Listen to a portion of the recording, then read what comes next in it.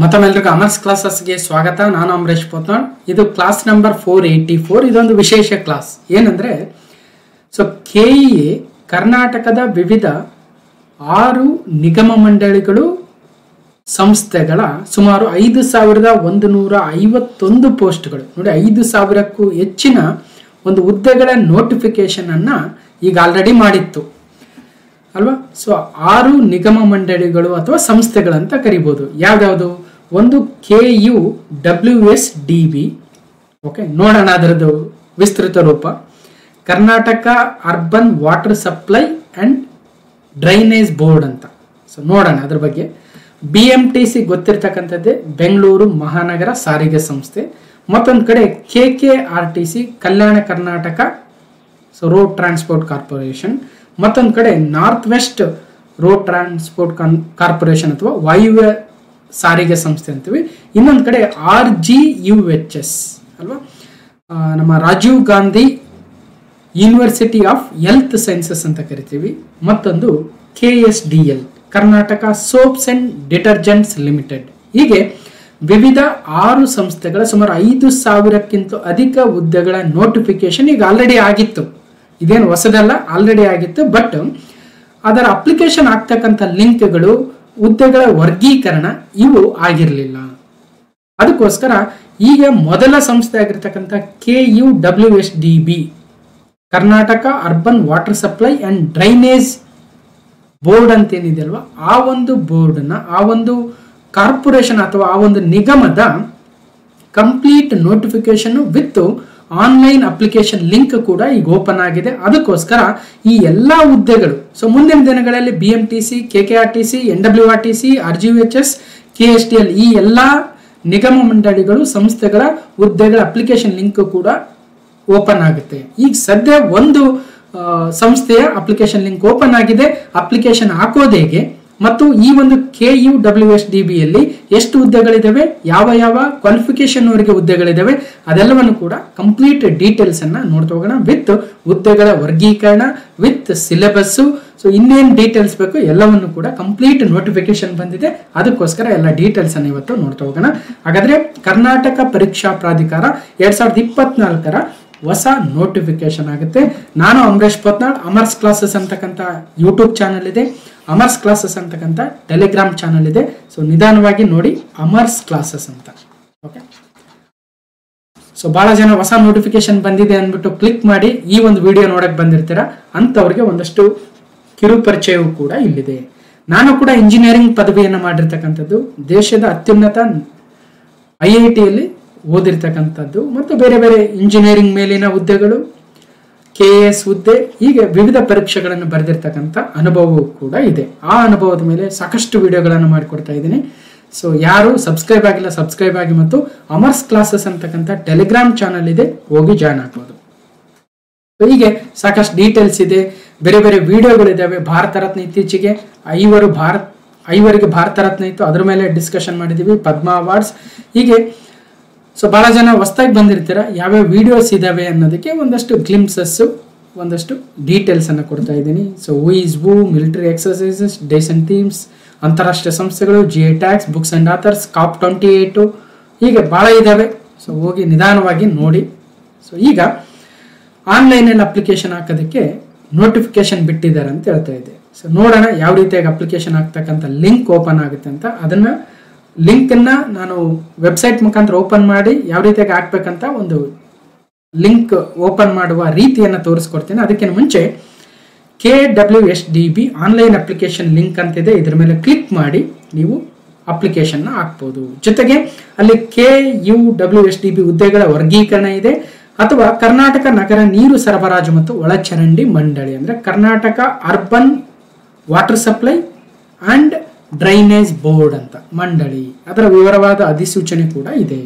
ಮತ್ತು ಈ 6 ಸಂಸ್ಥೆಗಳ ಸಂಕ್ಷಿಪ್ತ ಅಧಿಸೂಚನೆ ಕೂಡ ಇದೆ. 10/1/2024ರಂದು ಕರ್ನಾಟಕ ರಾಜ್ಯದಲ್ಲಿನ ಸರ್ಕಾರಿ ಸಂಸ್ಥೆಗಳಲ್ಲಿನ ಖಾಲಿ ಇರುವ ವಿವಿಧ ಹುದ್ದೆಗಳ ನೇರ ನೇಮಕಾತಿ ಅಂತ ಒಂದು ನೋಟಿಫಿಕೇಶನ್ ಅನೌನ್ಸ್ ಮಾಡಿದ್ರು. ಬಟ್ ಅದರ ಲಿಂಕ್ ಅನ್ನು ಇನ್ನೂ ಬಿಟ್ಟಿರಲಿಲ್ಲ. ಇವತ್ತು ಒಂದು ಯಾವುದಂದ್ರೆ ಕರ್ನಾಟಕ ನಗರ ನೀರು ಸರಬರಾಜು ಮತ್ತು ಒಳಚರಂಡಿ ಮಂಡಳಿ KUWSDBಯ ಆನ್ಲೈನ್ ಅಪ್ಲಿಕೇಶನ್ ಲಿಂಕ್ ಓಪನ್ ಆಗಿದೆ. ಆ ಒಂದು ಸಂಸ್ಥೆ ಅಲ್ಲದೆ ಕಲ್ಯಾಣ ಕರ್ನಾಟಕ ರಾಜ್ಯ ರಸ್ತೆ ಸಾರಿಗೆ ಸಂಸ್ಥೆ KKRTC, ಬೆಂಗಳೂರು ಮಹಾನಗರ ಸಾರಿಗೆ ಸಂಸ್ಥೆ BMTC, ರಾಜೀವ್ ಗಾಂಧಿ ಆರೋಗ್ಯ ವಿಜ್ಞಾನಗಳ ವಿಶ್ವವಿದ್ಯಾನಿಲಯ RGUHS, ವಾಯುವ್ಯ ಕರ್ನಾಟಕ ರಸ್ತೆ ಸಾರಿಗೆ ಸಂಸ್ಥೆ NWKRTC ಮತ್ತು Karnataka soaps and detergents limited KSTL, ಜೊತೆಗೆ ಈಗ ಬಿಟ್ಟಿರತಕ್ಕಂಥ ಕರ್ನಾಟಕ ನಗರ ನೀರು ಸರಬರಾಜು ಮತ್ತು ಒಳಚರಂಡಿ ಮಂಡಳಿ. ಹೀಗೆ 6 ಸಂಸ್ಥೆಗಳಲ್ಲಿ ಖಾಲಿ ಇರುವ ಮಿಕ್ಕುಳಿದ ವೃಂದ ಮತ್ತು ಕಲ್ಯಾಣ ಕರ್ನಾಟಕ ವೃಂದ, ಹೀಗೆ ವಿವಿಧ ಹುದ್ದೆಗಳ ನೇರ ನೇಮಕಾತಿ ಸಂಬಂಧ ವಿವರದ ಅಧಿಸೂಚನೆಯನ್ನ ಶೀಘ್ರದಲ್ಲಿ ಪ್ರಕಟಿಸಲಾಗುತ್ತೆ ಅಂತ ಹೇಳಿದ್ರು. ಆ ನೋಟಿಫಿಕೇಶನ್ ಅಲ್ಲಿ ಒಂದು ಐಡಿಯಾ ಕೊಟ್ಟಿದ್ರಿ ಯಾವ್ಯಾವ ಹುದ್ದೆಗಳು ಅಂತ. ಸೊ ಮೊದಲನೇ ಸಂಸ್ಥೆ ಕರ್ನಾಟಕ ನಗರ ನೀರು ಸರಬರಾಜು ಮತ್ತು ಒಳಚರಂಡಿ ಮಂಡಳಿಯಲ್ಲಿ ಸಹಾಯಕ ಇಂಜಿನಿಯರ್ ಸಿವಿಲ್ ಒಟ್ಟು 50 ಹುದ್ದೆಗಳು ಮತ್ತು ಪ್ರಥಮ ದರ್ಜೆ ಲೆಕ್ಕ ಸಹಾಯಕ ಗ್ರೂಪ್ C 14 ಹುದ್ದೆಗಳಂತ ಹೇಳಿದ್ರು. ಬಟ್ ಯಾರಿಗೆ ಏನ್ ಕ್ವಾಲಿಫಿಕೇಶನ್ ಅಂತ ನಮಗೆ ಗೊತ್ತಿರಲಿಲ್ಲ. ಅದರ ವಿವರವಾದ ಅಪ್ಲಿಕೇಶನ್ ಇವತ್ತು ಬಂದಿದೆ, ಡೀಟೇಲ್ಸ್ ನೋಟಿಫಿಕೇಶನ್, ಅದನ್ನ ಮುಂದೆ ನೋಡೋಣ. ಸೊ ಅದಾದ ನಂತರ ಎರಡನೇ ಸಂಸ್ಥೆ BMTC ಯಲ್ಲಿ ನಿರ್ವಾಹಕ ಹುದ್ದೆಗಳು 2500, ಸಹಾಯಕ ಲೆಕ್ಕಿಗ 1, ಸ್ಟಾಫ್ ನರ್ಸ್ 1, ಫಾರ್ಮಸಿಸ್ಟ್ 1 ಇತ್ತು. ಮೇಜರ್ ಆಗಿ ಇಲ್ಲಿ ಸೊ ನಿರ್ವಾಹಕ ಹುದ್ದೆಗಳು 2500 ಇದ್ದು ಗಮನಿಸಬೇಕು. ಅದಾದ ನಂತರ ರಾಜೀವ್ ಗಾಂಧಿ ಆರೋಗ್ಯ ವಿಜ್ಞಾನಗಳ ವಿಶ್ವವಿದ್ಯಾಲಯಗಳಲ್ಲಿ ಸೊ ಸಹಾಯಕ ಗ್ರಂಥಪಾಲಕ 1, ಜೂನಿಯರ್ ಪ್ರೋಗ್ರಾಮರ್ 5, ಸಹಾಯಕ ಇಂಜಿನಿಯರ್ 1, ಸಹಾಯಕ ಅಂದ್ರೆ ಅಸಿಸ್ಟೆಂಟ್ 12 ಮತ್ತು ಕಿರಿಯ ಸಹಾಯಕ ಜೂನಿಯರ್ ಅಸಿಸ್ಟೆಂಟ್ 25 ಹುದ್ದೆಗಳಿದಾವೆ. ಇದರ ವಿವರವಾದ ನೋಟಿಫಿಕೇಶನ್ ಅಪ್ಲಿಕೇಶನ್ ಲಿಂಕ್ ಇನ್ನೂ ಬಿಟ್ಟಿಲ್ಲ, ನೋಡೋಣ, ಅದು ಬಿಟ್ಟಾಗ ಟೆಲಿಗ್ರಾಮ್ ಚಾನಲ್ ಅಲ್ಲಿ ಅಪ್ಲೋಡ್ ಮಾಡೋಣ. ಸೊ ಇನ್ನೊಂದು ವಾಯುವ್ಯ ಕರ್ನಾಟಕ ರಸ್ತೆ ಸಾರಿಗೆ ಸಂಸ್ಥೆ NWKRTC ಯಲ್ಲಿ ಸಹಾಯಕ ಆಡಳಿತಾಧಿಕಾರಿ 3, ಸಹಾಯಕ ಲೆಕ್ಕಾಧಿಕಾರಿ 2, ಸಹಾಯಕ ಅಂಕಿ ಸಂಖ್ಯಾಧಿಕಾರಿ 1, ಸಹಾಯಕ ಉಗ್ರಾಣಾಧಿಕಾರಿ 2, ಕಾರ್ಮಿಕ ಮತ್ತು ಕಲ್ಯಾಣಾಧಿಕಾರಿ 7, ಸಹಾಯಕ ಕಾನೂನಾಧಿಕಾರಿ 7, ಸಹಾಯಕ ಅಭಿಯಂತರರು ಸಿವಿಲ್ 1. ಇದರದು ಕ್ವಾಲಿಫಿಕೇಶನ್ ಇನ್ನೂ ಕಂಪ್ಲೀಟ್ ಆಗಿ ಬಂದಿಲ್ಲ, ಗಮನಿಸಬೇಕು. ಮತ್ತೊಂದು ವಾಯುವ್ಯ ಕರ್ನಾಟಕ ರಸ್ತೆ ಸಾರಿಗೆ ಸಂಸ್ಥೆ, ಓಕೆ, ಸೇಮ್ ಅನ್ಸುತ್ತೆ ಅಲ್ವಾ, ವಾಯುವ್ಯ ಕರ್ನಾಟಕ, ಇಲ್ಲೂ ವಾಯುವ್ಯ ಕರ್ನಾಟಕ, ಮೋಸ್ಟ್ಲಿ ಒಂದು ಮಿಸ್ ಆಗಿದೆ, ಅದು ಕಲ್ಯಾಣ ಕರ್ನಾಟಕ ಆಗ್ಬೇಕು ಯಾವುದೋ ಒಂದು, ನೋಡೋಣ, ಅದನ್ನ ಡೀಟೇಲ್ಸ್ ಬಿಟ್ಟಾಗ ನೋಡೋಣ. ಸಹಾಯಕ ತಾಂತ್ರಿಕ ಶಿಲ್ಪಿ 11, ಸಹಾಯಕ ಸಂಚಾರ ವ್ಯವಸ್ಥಾಪಕ 11, ಕಿರಿಯ ಅಭಿಯಂತರರು ಸಿವಿಲ್ ಅಂದ್ರೆ ಡಿಪ್ಲೊಮಾ ಇಂಜಿನಿಯರು ಅಥವಾ ಜೂನಿಯರ್ ಇಂಜಿನಿಯರ್ ಅನ್ಬೋದು 5, ಕಿರಿಯ ಅಭಿಯಂತರರು ವಿದ್ಯುತ್ ಅಂದ್ರೆ ಸಿವಿಲ್ ಅಲ್ಲ ಎಲೆಕ್ಟ್ರಿಕಲ್ ಸೊ 8, ಗಣಕ ಮೇಲ್ವಿಚಾರಕ ಅಂದ್ರೆ ಕಂಪ್ಯೂಟರ್ ರಿಲೇಟೆಡ್ 14, ಸಂಚಾರ ನಿರೀಕ್ಷಕ 18, ಚಾರ್ಜ್ಮನ್ ಅಂತೆ 52. ಓಕೆ, ನೆಕ್ಸ್ಟ್ ಸಹಾಯಕ ಸಂಚಾರ ನಿರೀಕ್ಷಕ 28, ಕುಶಲಕರ್ಮಿ 80 ಮತ್ತು ತಾಂತ್ರಿಕ ಸಹಾಯಕ ಟೆಕ್ನಿಕಲ್ ಅಸಿಸ್ಟೆಂಟ್ 500 ಹುದ್ದೆಗಳಿದಾವೆ. ನೋಡೋಣ ಹಾಗಾದ್ರೆ ಟೆಕ್ನಿಕಲ್ ಅಸಿಸ್ಟೆಂಟ್ಗೆ ಏನು ವಿದ್ಯಾರ್ಹತೆ ಇದೆ, ಅದು ಕೂಡ ಇನ್ನು ಕಂಪ್ಲೀಟ್ ಆಗಿ ಬಿಟ್ಟಿಲ್ಲ, ಅದು ಬಿಟ್ಟಾಗ ಕಂಪ್ಲೀಟ್ ಆಗಿ ನೋಡೋಣ. ಸೊ ಮತ್ತೊಂದು Karnataka soaps and detergents limited, okay, Kalyana Karnataka ರಸ್ತೆ ಸಾರಿಗೆ ಸಂಸ್ಥೆ ಇಲ್ಲಿ ಕೆಳಗಡೆ ಇದೆ. ಹಾಗಾದ್ರೆ ವಾಯುವ್ಯ ಕರ್ನಾಟಕ ರಸ್ತೆ ಸಾರಿಗೆ ಸಂಸ್ಥೆಯಲ್ಲಿ ಈ ಹುದ್ದೆಗಳ ಸಮೇತ ಮತ್ತು ಈ ಹುದ್ದೆಗಳನ್ನು ಕೂಡ ಸೇರಿಸ್ಕೊಳ್ಳಿ. ಓಕೆ, ನಾನು 2 ಬೇರೆ ಪೇಜ್ ಅಲ್ಲಿ ಇದೆ, ಕರೆಕ್ಟ್, ಇಲ್ಲಿ ನೋಡಿ, ಇಲ್ಲಿ 7ಕ್ಕೆ ಮುಗಿದಿದೆ, ಇಲ್ಲಿ 8ರಿಂದ ಕ್ರಮ ಸಂಖ್ಯೆ ಸ್ಟಾರ್ಟ್ ಆಗಿದೆ, ಕರೆಕ್ಟ್, ಇದು ಒಂದೇ ನೋಟಿಫಿಕೇಶನ್. ಇನ್ನು KSDL, Karnataka soaps and detergents limited, KSDL ಅಲ್ಲಿ ಅಧಿಕಾರಿ, ಸೊ ಬಹಳ ಹುದ್ದೆಗಳಿದಾವೆ, ಇಲ್ಲಿ ಬೇರೆ ಬೇರೆ ವಿವಿಧ ಹುದ್ದೆಗಳಿದಾವೆ, ಇದನ್ನ ನೋಡೋಣ, ಕಂಪ್ಲೀಟ್ ಆಗಿ ನೋಟಿಫಿಕೇಶನ್ ಬಂದಾಗ ನೋಡೋಣ.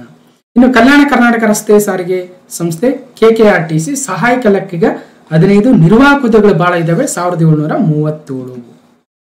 ಈ ಮೇಲ್ಕಂಡ ಹುದ್ದೆಗಳಿಗೆ ವಿದ್ಯಾರ್ಹತೆ, ವೇತನ ಶ್ರೇಣಿ, ಇಲಾಖಾವಾರು ವೃಂದವಾರು ವರ್ಗೀಕರಣ ಮತ್ತು ಇತರೆ ಪರೀಕ್ಷಾ ಸಂಬಂಧಿ ಮಾಹಿತಿಗಳನ್ನ ವಿವರವಾದ ಅಧಿಸೂಚನೆಯಲ್ಲಿ ಪ್ರಕಟಿಸ್ತೀವಿ ಅಂತ KEAಯ ಕಾರ್ಯನಿರ್ವಾಹಕ ನಿರ್ದೇಶಕರು ಈಗ ಆಲ್ರೆಡಿ ನೋಟಿಫಿಕೇಶನ್ ಕೊಟ್ಟಿದ್ರು. ಇವತ್ತು ಅದರ ಒಂದು ನೋಟಿಫಿಕೇಶನ್ ಹೊರಬಿದ್ದಿದೆ, ಕಂಪ್ಲೀಟ್ ಡೀಟೇಲ್ಸು ಏನಿದೆ, ಕಂಪ್ಲೀಟ್ ಡೀಟೇಲ್ಸು, ವಿದ್ಯಾರ್ಹತೆ ಏನು, ಫೀಸ್ ಎಷ್ಟು, ಯಾವಾಗ ಲಾಸ್ಟ್ ಡೇಟ್, ಯಾವಾಗ, ಸೊ ಅದೆಲ್ಲ ಡೀಟೇಲ್ಸ್ ಅನ್ನು ನೋಡ್ತಾ ಹೋಗೋಣ. ಕರ್ನಾಟಕ ನಗರ ನೀರು ಸರಬರಾಜು ಒಳಚರಂಡಿ ಮಂಡಳಿ ಬೆಂಗಳೂರು, ಇಲ್ಲಿ ಖಾಲಿ ಇರುವ ಮೂಲ ವೃಂದ ಕಲ್ಯಾಣ ಕರ್ನಾಟಕ ಪ್ರದೇಶ ಅಥವಾ ಸ್ಥಳೀಯ ವೃಂದದಲ್ಲಿರುವ 50 ಸಹಾಯಕ ಅಭಿಯಂತರರು ಅಂದ್ರೆ ನಾವೇನಂತೀವಿ ಅಸಿಸ್ಟೆಂಟ್ ಇಂಜಿನಿಯರ್ ಸಿವಿಲ್ ಅಂತ, ಜೊತೆಗೆ 14 ಗ್ರೂಪ್ C ವೃಂದದ ಹುದ್ದೆಗಳಿಗೆ ನೇರ ನೇಮಕಾತಿ ಸಂಬಂಧ ಕರ್ನಾಟಕ ಪರೀಕ್ಷಾ ಪ್ರಾಧಿಕಾರದಿಂದ ಆನ್ಲೈನ್ ಮೂಲಕ ಅರ್ಜಿಗಳನ್ನು ಆಹ್ವಾನಿಸಿದೆ.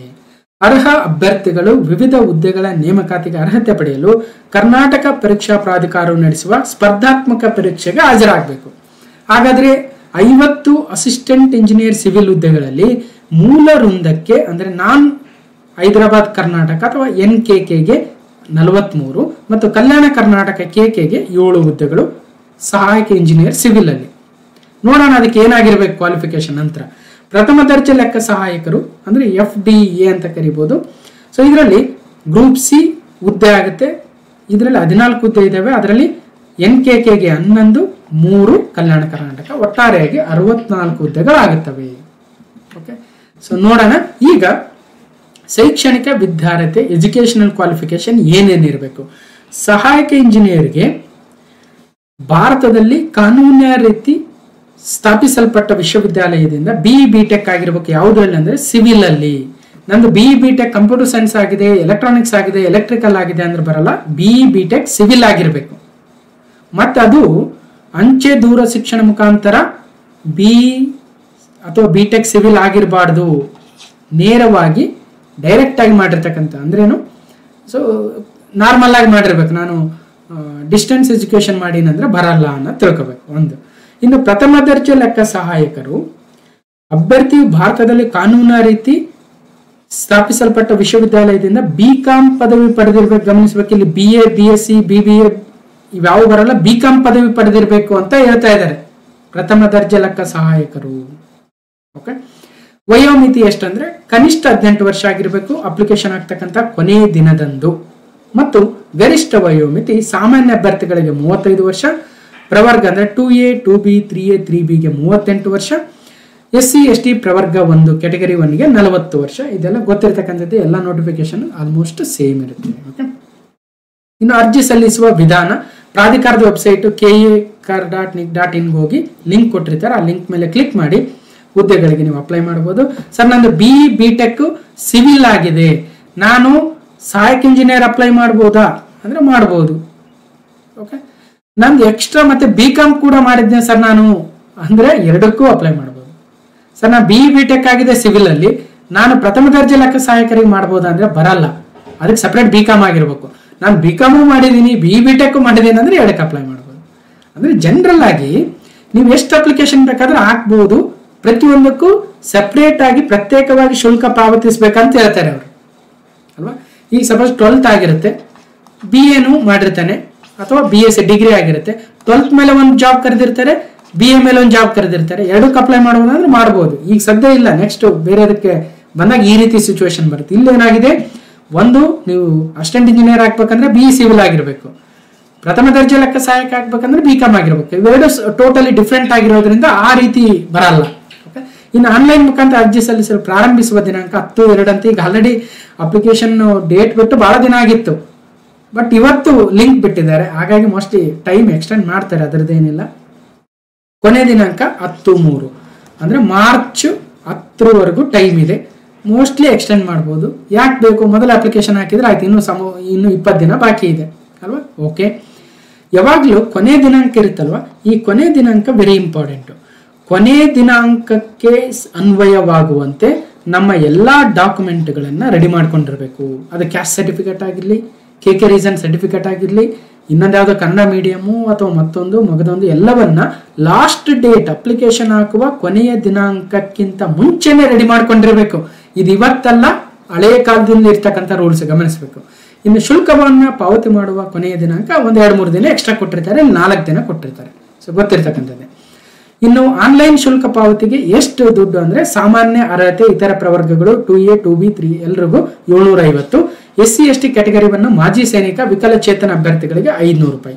ಏನ್ ಸರ್ ಒಂದೊಂದು ಅಪ್ಲಿಕೇಶನ್ಗೆ ಇಷ್ಟು ದುಡ್ಡು ಅಂದ್ರೆ, ಈಗ ಅದೆಲ್ಲ ಪ್ರೋಸೆಸ್ ಮಾಡೋದಕ್ಕೆ ಅವರಿಗೆ ಸರ್ಕಾರ ಆದರೂ ಕೂಡ ದುಡ್ಡು ಬೇಕಾಗತ್ತೆ ಅಲ್ವಾ. ಸೊ ಬಹಳ ಜನ ನಾನು ಜಾಯಿನ್ ಬಟನ್ ಮೆಂಬರ್ಶಿಪ್ ಇಟ್ಟಾಗ 159 ಅಥವಾ 59ಕ್ಕೆ ಎಷ್ಟೋ ಜನ ಏನ್ ಸರ್ ಇದು ನಮ್ಗೆ ಅಷ್ಟು ಕಟ್ಟಕ್ಕಾಗಲ್ಲ ಅಂತ ಇದ್ರಿ. ನೋಡಿ, ಸರ್ಕಾರನೇ ಇಷ್ಟು ದುಡ್ಡು ಕೇಳ್ತಾ ಇದೆ, ಗಮನಿಸ್ಬೇಕು. ಅದು ಅಪ್ಲಿಕೇಶನ್ ಹಾಕೋದಕ್ಕೆ ಮಾತ್ರ, ಅವ್ರೇನು ಎಕ್ಸ್ಟ್ರಾ ಪಾಠ ಮಾಡಲ್ಲ, ಮತ್ತೊಂದಿಲ್ಲ ಮಗದೊಂದಿಲ್ಲ ಅಲ್ವಾ. ಸೊ ಗಮನಿಸ್ಬೇಕು, ಯಾವುದು ಕೂಡ ಫ್ರೀ ಆಗಲ್ಲ, ಅದಕ್ಕೆ ಆಗಿರ್ತಕ್ಕಂಥ ಚಾರ್ಜ್ ಇರುತ್ತೆ, ಗಮನಿಸ್ಬೇಕು.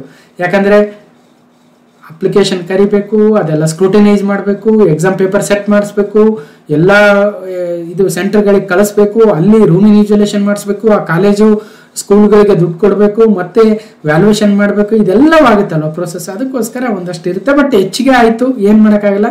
ಸರ್ಕಾರ ಆಗಿರೋದ್ರಿಂದ ಸ್ವಲ್ಪ ಕಡಿಮೆ ಮಾಡಬೇಕಾಗಿತ್ತು, ನೋಡೋಣ. ಓಕೆ. ಇನ್ನು ಅಂಗವಿಕಲ ಅಭ್ಯರ್ಥಿಗಳಿಗೆ ಶುಲ್ಕ ವಿನಾಯಿತಿ ಇದೆ ಅಂತೆ. 40% ಅಷ್ಟು ಶುಲ್ಕ ವಿನಾಯಿತಿ ಇದೆ. ಅದರಲ್ಲಿ ಏನು 40% ಹೆಚ್ಚು ಅಂಗವಿಕಲತೆ ಹೊಂದಿರುವವರು ಅದಕ್ಕೆ ಸಂಬಂಧಿಸಿದಂತೆ ಜಿಲ್ಲಾ ವೈದ್ಯಾಧಿಕಾರಿಗಳಿಂದ ಪ್ರಮಾಣ ಪತ್ರ ಹೊಂದಿರಬೇಕಂತೆ. ನೀವು ಅಪ್ಲಿಕೇಶನ್ ಹಾಕ್ಬೇಕಾದ್ರೆ ಅಲ್ಲಿ ಬರುತ್ತೆ, ನೋಡಂತ್ರಿ. ಇನ್ನು ಸ್ಪರ್ಧಾತ್ಮಕ ಪರೀಕ್ಷಾ ವಿಧಾನ ಆಫ್ಲೈನ್ ಮಾದರಿ ಮತ್ತು OMR multiple same, okay, MCQ ಮಾದರಿ. ಸ್ಪರ್ಧಾತ್ಮಕ ಪರೀಕ್ಷೆಗಳ ಒಂದು ಲೊಕೇಶನ್ಸ್ ಬೆಂಗಳೂರು, ಮೈಸೂರು, ತುಮಕೂರು, ದಾವಣಗೆರೆ, ದಕ್ಷಿಣ ಕನ್ನಡ, ಶಿವಮೊಗ್ಗ, ಬೆಳಗಾವಿ, ಧಾರವಾಡ, ಬಳ್ಳಾರಿ, ಬೀದರ್, ಕೊಪ್ಪಳ, ರಾಯಚೂರು, ಕಲಬುರಗಿ ಅಂತೆ. ನೋಡೋಣ, ಇನ್ನು ಬೇರೆ ಬೇರೆ ಆಗ್ಬೋದು. ಕಡ್ಡಾಯ ಕನ್ನಡ ಭಾಷಾ ಪರೀಕ್ಷೆ ಇರುತ್ತೆ 150 ಅಂಕಗಳಿಗೆ. ಅದರಲ್ಲಿ 50 ಅಂಕಗಳನ್ನು ಕನಿಷ್ಠವಾಗಿ ಪಡಿಬೇಕಂತ ಹೇಳ್ತಾ ಇದ್ದಾರೆ. ಇಲ್ಲದೆ ಹೋದ್ರೆ ಅನರ್ಹರಾಗ್ತೀರಾ ಅಂತ ಹೇಳ್ತಾ ಇದ್ದಾರೆ, ಗಮನಿಸಬೇಕು. ಮತ್ತು ಇದರಲ್ಲಿ ಪಡೆದಿರ್ತಕ್ಕಂಥ ಅಂಕಗಳು ಯಾವುದೇ ಆಯ್ಕೆಗೆ ಪರಿಗಣಿಸೋದಿಲ್ಲ, ಜಸ್ಟ್ ಅದೇ ಪಾಸ್ ಆಗಲೇಬೇಕಷ್ಟೇ ಹೊರತು ಅದ್ರ ಮಾರ್ಕ್ಸ್ ಯಾವುದಕ್ಕೂ ಕನ್ಸಿಡರ್ ಆಗಲ್ಲ. ಇನ್ನು ಸಿಲೆಬಸ್ ಏನಿದೆ ಅಂತ ಕೇಳಿದ್ರೆ, ಸಿಲೆಬಸ್ ಸಹಾಯಕ ಇಂಜಿನಿಯರ್ ಸಿವಿಲ್ಗೆ ಪೇಪರ್ 1 ಪತ್ರಿಕೆ 1 ಪತ್ರಿಕೆ 2 ಇರುತ್ತೆ. ಪತ್ರಿಕೆ 2 ಅಂತೂ ಸ್ಪೆಸಿಫಿಕ್ ಪೇಪರು, ಕಾಮನ್ನು 2 ಗಂಟೆ ಇರುತ್ತೆ 100 ಮಾರ್ಕ್ಸ್ಗೆ. ಓಕೆ. ಇದರಲ್ಲಿ ಸಿಲೆಬಸ್ ಏನಂದ್ರೆ ನಿರ್ದಿಷ್ಟ ಪತ್ರಿಕೆ ಅಥವಾ ಸ್ಪೆಸಿಫಿಕ್ ಪೇಪರ್ಗೆ VTU ಅಲ್ಲಿ ಆಲ್ಮೋಸ್ಟ್ ಇಂಜಿನಿಯರಿಂಗ್ ಮುಗಿಸಿರ್ತೀರ. ಅದರಲ್ಲಿ ಏನಿದೆ BE ಸಿವಿಲ್ಗೆ ಪದವಿ ಪರೀಕ್ಷೆಗೆ ಕಂಪ್ಲೀಟ್ ಸಿಲೆಬಸ್ ಅದೇ ಇರುತ್ತೆ, ಪಠ್ಯಕ್ರಮ. ಅದರಲ್ಲಿ ಏನು ವ್ಯತ್ಯಾಸ ಇಲ್ಲ. ನಿಮಗೆ ಸೆಮಿಸ್ಟರ್ 1 ನಿಂದ ಸೆಮಿಸ್ಟರ್ 8 ವರೆಗೂ ಸೆಮಿಸ್ಟರ್ 1 ಅಲ್ಲಿ ಒಂದು ಸಬ್ಜೆಕ್ಟ್ ಇರುತ್ತೆ, ಸೆಮಿಸ್ಟರ್ 2 ಅಲ್ಲಿ ಜನರಲ್ ಆಗಿ, ನಾನು ಕೂಡ ಇಂಜಿನಿಯರಿಂಗ್ ಬ್ಯಾಕ್ಗ್ರೌಂಡ್, ನಾನು VTU ಸ್ಟೂಡೆಂಟ್ ಆಗಿರೋದ್ರಿಂದ ಜನರಲ್ ನಮಗೆ 3rd ಸೆಮ್ ಇಂದ 6th ಅಥವಾ 7th ಸೆಮ್ ವರೆಗೂ ಇರ್ತಕ್ಕಂಥ ಸಬ್ಜೆಕ್ಟ್ ಅನ್ನ ಜಾಸ್ತಿ ಫೋಕಸ್ ಮಾಡಿ. 3rd, 4th, 5th, 6th ಈ 4 ಸೆಮಿಸ್ಟರ್ ಮೋಸ್ಟ್ ಇಂಪಾರ್ಟೆಂಟ್ ಅಲ್ವಾ, ಅಲ್ಲಿ ಕೋರ್ ಸಬ್ಜೆಕ್ಟ್ಸ್ ಬರುತ್ತೆ, ಆ ಸಬ್ಜೆಕ್ಟ್ ಅನ್ನೇ ಓದಿ. ಓಕೆ. ಇನ್ನು ಪತ್ರಿಕೆ 1 ಅಂತೂ ಜನರಲ್ ಆಗಿದೆ, ಸಾಮಾನ್ಯ ಪತ್ರಿಕೆ ಇರುತ್ತೆ, ಪ್ರಚಲಿತ ವಿದ್ಯಮಾನಗಳು ಓದಿ, ಸಾಮಾನ್ಯ ವಿಜ್ಞಾನ ಓದಿ, ಕರ್ನಾಟಕ ಇತಿಹಾಸ, ಭೂಗೋಳಶಾಸ್ತ್ರ, ಭಾರತದ ಇತಿಹಾಸ, ಭಾರತದ ಭೂಗೋಳಶಾಸ್ತ್ರ, ಸಮಾಜ ವಿಜ್ಞಾನ, ಸಾಮಾನ್ಯ ಬೌದ್ಧಿಕ ಸಾಮರ್ಥ್ಯ ಅಂದ್ರೆ ಸಮ್ ಮೆಂಟಲ್ ಅಬಿಲಿಟಿ ಇರುತ್ತೆ. ಇನ್ನು ಸಾಮಾನ್ಯ ವಿಜ್ಞಾನದ ವಿಷಯಗಳು, ದೈನಂದಿನ ಗ್ರಹಿಕೆ ವಿಷಯಗಳು, ಹೀಗೆ ಒಟ್ಟು 100 ಅಂಕಗಳ 2 ಗಂಟೆಯ ಪೇಪರ್ ಕೂಡ ಇರುತ್ತೆ. ಇದು ಪತ್ರಿಕೆ 1, ಪತ್ರಿಕೆ 2 ಸಹಾಯಕ ಇಂಜಿನಿಯರ್ ಸಿವಿಲ್ಗೆ. ಸೊ ಇದ್ರ ಮೇಲೆ ಸಾಕಷ್ಟು ವಿಡಿಯೋಗಳು ಇದಾವೆ, ಹೋಗಿ ನೋಡ್ಬೋದು. ಇನ್ನು ಪ್ರಥಮ ದರ್ಜೆ ಲೆಕ್ಕ ಸಹಾಯಕರಿಗೆ ಪತ್ರಿಕೆ 1, ಪತ್ರಿಕೆ 2 ಇಲ್ಲೂ ಕೂಡ. ಪತ್ರಿಕೆ 2 ವಿಶೇಷ, ಇದೊಂದು ಕಮ್ಯುನಿಕೇಶನ್ ಪೇಪರ್, ಯಾಕಂದ್ರೆ ಗ್ರೂಪ್ ಸಿ ಲೆಕ್ಕಕ್ಕಿದೆ. ಸಾಮಾನ್ಯ ಕನ್ನಡ 35 ಮಾರ್ಕ್ಸ್ಗೆ, ಸಾಮಾನ್ಯ ಇಂಗ್ಲಿಷ್ 35, ಕಂಪ್ಯೂಟರ್ ಜ್ಞಾನ 30 ಇರುತ್ತೆ. ಇದ್ರ ಮೇಲೆ ಕೂಡ ಸಾಕಷ್ಟು ವಿಡಿಯೋಗಳನ್ನು ಮಾಡಿದ್ದೀನಿ, ಹೋಗಿ ನೋಡ್ಬೋದು. 100 ಮಾರ್ಕ್ಸ್ 2 ಗಂಟೆ. ಓಕೆ. ಮತ್ತು ಪೇಪರ್ 1 ಸೇಮ್ ಅಗೇನ್ ಪ್ರಚಲಿತ ಘಟನೆಗಳು, ಸಾಮಾನ್ಯ ವಿಜ್ಞಾನ ವಿಷಯಗಳು, ಭೂಗೋಳಶಾಸ್ತ್ರ, ಹಿಸ್ಟ್ರಿ, ಭಾರತದ ಸಂವಿಧಾನದ ಮತ್ತು ಸಾರ್ವಜನಿಕ ಆಡಳಿತ ಮತ್ತು ಪ್ರಾಯೋಗಿಕ ಜ್ಞಾನ, ಬೌದ್ಧಿಕ ಸಾಮರ್ಥ್ಯದ ವಿಷಯಗಳು, ಕರ್ನಾಟಕದ ಸಾಮಾಜಿಕ ಸಾಂಸ್ಕೃತಿಕ ಇತಿಹಾಸದ ವಿಷಯಗಳು, ಸ್ವಾತಂತ್ರ್ಯ ನಂತರದಲ್ಲಿ ಕರ್ನಾಟಕದ ಭೂ ಸುಧಾರಣೆ, ಸಾಮಾಜಿಕ ಬದಲಾವಣೆಯ ವಿಷಯಗಳು, ಕರ್ನಾಟಕದ ಅರ್ಥವ್ಯವಸ್ಥೆ, ಪ್ರಸ್ತುತ ಸ್ಥಿತಿಗತಿ ಕುರಿತ ವಿಷಯಗಳು, ಗ್ರಾಮೀಣಾಭಿವೃದ್ಧಿ, ಪಂಚಾಯತ್ ರಾಜು, ಗ್ರಾಮೀಣ ಸಹಕಾರ ಸಂಸ್ಥೆಗಳು, ಕರ್ನಾಟಕ ಪರಿಣಾಮಕಾರಿ ಆಡಳಿತಕ್ಕಾಗಿ ವಿಜ್ಞಾನ ತಂತ್ರಜ್ಞಾನದ ಪಾತ್ರ, ಕರ್ನಾಟಕದ ಪರಿಸರ ಸಂಬಂಧಿ ಸಮಸ್ಯೆಗಳು, ಹೀಗೆ ಸಾಕಷ್ಟು ವಿಷಯಗಳಿರ್ತವೆ. ವಿತ್ ಮೆಂಟಲ್ ಎಬಿಲಿಟಿ ಇರುತ್ತೆ. ಇದು ಕೂಡ 100 ಮಾರ್ಕ್ಸ್ 2 ಗಂಟೆ. ಇಲ್ಲಿ ಒಂದು ಕಂಡೀಷನ್ ಅಂದ್ರೆ ಅಭ್ಯರ್ಥಿಯು ಅರ್ಹತೆಗಾಗಿ ಸ್ಪರ್ಧಾತ್ಮಕ ಪರೀಕ್ಷೆಯಲ್ಲಿನ ಒಟ್ಟು ಅಂಕಗಳೇನಿದಾವೆ 100 + 100 200ಗೆ ಮಿನಿಮಮ್ 70 ಮಾರ್ಕ್ಸ್ ತೆಗಿಲೇಬೇಕು. ಕನಿಷ್ಠ 35% ಗಳಿಸುವುದು ಕಡ್ಡಾಯ. ನೆಗೆಟಿವ್ ವ್ಯಾಲ್ಯೂಯೇಷನ್ ಇರುತ್ತೆ ಅಂದ್ರೆ ಹೌದು ಇರುತ್ತೆ, ಸೇಮ್ 1/4 ಅಂದ್ರೆ ಸೊ ಒಂದು ತಪ್ಪು ಮಾಡಿದ್ರೆ 0.25 ಮಾರ್ಕ್ಸ್ ಹೋಗುತ್ತೆ. ಓಕೆ. ಇನ್ನು ಕನ್ನಡ ಭಾಷೆಯ ಪ್ರಶ್ನೆಗಳ ಭಾಷಾಂತರದಲ್ಲಿ ಏನಾದರೂ ವ್ಯತ್ಯಾಸ ಕಂಡು ಬಂದ್ರೆ, ಅಂದ್ರೆ ಕನ್ನಡ ಇಂಗ್ಲಿಷ್ ಎರಡೂ ಇರುತ್ತೆ, ಫೈನಲಿ ಇಂಗ್ಲಿಷಲ್ಲಿ ಏನು ಕೊಟ್ಟಿರ್ತಾರೆ ಅದೇ ಫೈನಲಿ ಅಂತ ಹೇಳ್ತಾ ಇದ್ದಾರೆ. ಇನ್ನು ವರ್ಗೀಕರಣ ನೋಡೋದಾದ್ರೆ 43 ಸಹಾಯಕ ಅಭಿಯಂತರರ ಮೂಲ ವೃಂದದ್ದು ಸೊ ಯಾರ್ಯಾರಿಗೆ ಮೀಸಲಾತಿ ನೋಡ್ಬೋದು ಇಲ್ಲಿ. ಪರಿಶಿಷ್ಟ ಜಾತಿ, ಪರಿಶಿಷ್ಟ ಪಂಗಡ, ಪ್ರವರ್ಗ, 2A, 2B, 3A, 3B ಸಾಮಾನ್ಯ ಅರ್ಹತೆ. ಅದರಲ್ಲಿ ಪರಿಶಿಷ್ಟ ಜಾತಿಗೆ ಒಟ್ಟು 7 ಇದಾವೆ. ಅದರಲ್ಲಿ ಇತರೆ ಎಷ್ಟು, ಮಹಿಳಾ ಅಭ್ಯರ್ಥಿಗಳಿಗೆ ಎಷ್ಟು, ಗ್ರಾಮೀಣ ಅಭ್ಯರ್ಥಿ ಎಷ್ಟು, ಅಥವಾ ಸಾಮಾನ್ಯ ಅರ್ಹತೆ ಅಂದ್ರೆ ಇತರೆ 2 ಇದೆ, ಮಹಿಳಾ ಅಭ್ಯರ್ಥಿಗಳಿಗೆ 7 ಇದೆ, ಮಹಿಳೆಯರಿಗೆ ಬಹಳ ಇದೆ 15 ಪೋಸ್ಟ್ ಇದಾವೆ, ಗಮನಿಸಬೇಕು. ಗ್ರಾಮೀಣ ಅಭ್ಯರ್ಥಿಗಳಿಗೆ ರೂರಲ್ ಕ್ಯಾಂಡಿಡೇಟ್ಸ್ 10 ಇದಾವೆ. ಅದೇ ರೀತಿಯಾಗಿ ಅಂಗವಿಕಲರಿಗೆ 4 ಇದಾವೆ. ಸೊ ಇದು 43 ಮೂಲ ವೃಂದದ್ದು. ಇನ್ನು KK ವೃಂದದ್ದು ಸೊ ಒಟ್ಟು 7 ಹುದ್ದೆಗಳು, ಅದರಲ್ಲಿ ಇತರರಿಗೆ 5 ಇದಾವೆ, ಮಹಿಳಾ ಅಭ್ಯರ್ಥಿಗಳಿಗೆ 1, ಗ್ರಾಮೀಣ ಅಭ್ಯರ್ಥಿ 1 ಇದೆ. ಸೊ ಗಮನಿಸಬೇಕು. ಅದೇ ರೀತಿಯಾಗಿ ಮೂಲ ವೃಂದದ ಪ್ರಥಮ ದರ್ಜೆ ಲೆಕ್ಕ ಸಹಾಯಕರು 11 ಇದಾವೆ. ಯಾರ್ಯಾರಿಗೆ ಎಷ್ಟೆಷ್ಟು ಅಂತ ನೋಡ್ಬೋದು. ಮತ್ತು ಸ್ಥಳೀಯ ವೃಂದದ್ದು ಒಟ್ಟು 3 ಇದಾವೆ, ಗಮನಿಸಬೇಕು. ಸೊ ಇಷ್ಟು ಒಂದಷ್ಟು ಡೀಟೇಲ್ಸ್ ಆಗಿತ್ತು. ಈಗ ನೋಟಿಫಿಕೇಶನ್ ಲಿಂಕ್ ಅನ್ನ ಓಪನ್ ಮಾಡಿ ತೋರಿಸ್ತೀನಿ, ಗಮನಿಸಬೇಕು. ಇದು KEA ವೆಬ್ಸೈಟ್. ಓಕೆ, ಇಲ್ಲಿ ಹೋಗ್ತೀರಾ KEA ವೆಬ್ಸೈಟ್, ಅಲ್ಲಿ ನೇಮಕಾತಿ ಅಂತ ಹೋಗಿ ಇಲ್ಲಿ KUWSDB BMTC ಅಂತಿದೆಯಲ್ಲ ಅದ್ರ ಮೇಲೆ ಲಿಂಕ್ ಕ್ಲಿಕ್ ಮಾಡಿ. ಇಲ್ಲಿ KUWSDB ಆನ್ಲೈನ್ ಅಪ್ಲಿಕೇಶನ್ ಲಿಂಕ್ ಅಂತಿದೆ, ಅದ್ರ ಮೇಲೆ ಕ್ಲಿಕ್ ಮಾಡಿ. ಸೊ KEA ರಿಕ್ರೂಟ್ಮೆಂಟ್ ಆನ್ಲೈನ್ ಅಂತಿದೆ. ಸೊ ಇಲ್ಲಿ ಮೊದಲನೇ ಬಾರಿಗೆ ಏನಾದರೂ ನೀವು ರಿಜಿಸ್ಟರ್ ಆಗ್ತಾ ಇದೆ, ನ್ಯೂ ಅಪ್ಲಿಕೆಂಟ್ ರಿಜಿಸ್ಟ್ರೇಷನ್ ಅಂತೇಳಿ. ಸೊ ಅದರ ಡೀಟೇಲ್ಸ್ ಎಲ್ಲ ಫಿಲ್ ಮಾಡಿ, ಯಾವ ಇಲಾಖೆಗೆ ನೀವು ಡೀಟೇಲ್ಸ್ ಫಿಲ್ ಮಾಡ್ತಾ ಇದ್ದೀರಾ, ಸೊ ಯಾವುದಕ್ಕೆ ಅಸಿಸ್ಟೆಂಟ್ ಇಂಜಿನಿಯರ್ ಸಿವಿಲ್ ಅಥವಾ ಫಸ್ಟ್ ಡಿವಿಷನ್ ಅಸಿಸ್ಟೆಂಟ್ ಅಕೌಂಟ್ ಅಸಿಸ್ಟೆಂಟಾ, ಸೊ ಅದೆಲ್ಲ ಡೀಟೇಲ್ಸ್ ಇದೆ, ನೀವು ಫಿಲ್ ಮಾಡಿ ನಿಧಾನವಾಗಿ. ಸೊ ಅದೆಲ್ಲ ಡೀಟೇಲ್ಸನ್ನು ಫಿಲ್ ಮಾಡಿ ಕಂಪ್ಲೀಟ್ ಆಗಿ. ಸೊ ಇದು ಟೋಟಲ್ ಪ್ರೊಸೀಜರ್ ಇದೆ. ಸೊ ಗೊತ್ತಿರ್ತಿದೆ, ಏನು ಅಪ್ಲಿಕೇಶನ್ ಹಾಕಿರ್ತೀರ, ಮೊದಲನೇ ಬಾರಿಗೆ ಆಗ್ತಾ ಇರ್ತಕ್ಕಂಥವ್ರಿಗೆ ಒಂದಷ್ಟು ಡೀಟೇಲ್ಸು. ಓಕೆ, ಸೊ ಇಷ್ಟು ಹೇಳ್ತಾ ಸೊ ಮತ್ತಷ್ಟು ಡೀಟೇಲ್ಸ್ ಏನಾದರೂ ಇದ್ದರೆ ಕಮೆಂಟ್ ಮೂಲಕ ತಿಳಿಸಿ, ನೋಡೋಣ, ರಿಪ್ಲೈ ಮಾಡ್ತಕ್ಕಂಥ ಪ್ರಯತ್ನವನ್ನು ಮಾಡ್ತೀನಿ. ಸೊ ಹೇಗನ್ನಿಸ್ತು ವಿಡಿಯೋ ಅಂತ ಸೊ ನಿಮ್ಮ ಕಮೆಂಟ್ ಮೂಲಕ ತಿಳಿಸಿ. ಮತ್ತು ಸಾಕಷ್ಟು ವಿಡಿಯೋಗಳನ್ನು ಮಾಡಿದ್ದೀನಿ, ಆ ಎಲ್ಲ ವಿಡಿಯೋಗಳನ್ನು ನೋಡೋ ಪ್ರಯತ್ನ ಮಾಡಿ, ನಿಮ್ಮ ಎಕ್ಸಾಮ್ಗೆ ಅನುಕೂಲ ಆಗುತ್ತೆ. ಮತ್ತು ಇನ್ನೂ 5 ಸಂಸ್ಥೆಗಳ ಕಂಪ್ಲೀಟ್ ನೋಟಿಫಿಕೇಶನ್ನು ಮತ್ತು ಅದರ ಲಿಂಕ್ ಬರೋ ಬ್ಯಾಲೆನ್ಸ್ ಇದೆ. ಅದು ಬಂದಾಗ ಅದ್ರ ಮೇಲೆ ನಾನು ಟೆಲಿಗ್ರಾಮ್ ಚಾನಲಲ್ಲಿ ಲಿಂಕನ್ನು ಹಾಕ್ತೀನಿ ಅಂತ ಹೇಳ್ತಾ, ಸೊ ಇದು ಒಟ್ಟಾರೆಯಾಗಿ ಒಂದಷ್ಟು ಸ್ಪೆಸಿಫಿಕ್ ವಿಡಿಯೋ ಆಗಿತ್ತು ನೋಟಿಫಿಕೇಶನ್ ಮೇಲೆ. ಕ್ಲಾಸ್ ನಂಬರ್ 484 ಆಗಿತ್ತು ಈ ಸರಣಿಯಲ್ಲಿ, ಮತ್ತು ನ್ಯೂ ನೋಟಿಫಿಕೇಶನ್ ಬಗ್ಗೆ ಡೀಟೇಲ್ಸ್ ಆಗಿತ್ತು. ಓಕೆ, ಹೀಗೆ ನಿಮ್ಮ ಅಭಿಪ್ರಾಯಗಳನ್ನು ಕಮೆಂಟ್ ಬಾಕ್ಸ್ ಮೂಲಕ ತಿಳಿಸಿ ಅಂತ ಹೇಳ್ತಾ, ಈ ವಿಡಿಯೋನ ಕಂಪ್ಲೀಟ್ ಆಗಿ ನೋಡಿರ್ತಕ್ಕಂಥ ಎಲ್ರಿಗೂ ಧನ್ಯವಾದಗಳು. ಮತ್ತೆ ಮುಂದಿನ ವಿಡಿಯೋದಲ್ಲಿ ಸಿಗ್ತೀನಿ ಅಂತ ಹೇಳ್ತಾ, ಥ್ಯಾಂಕ್ ಯು.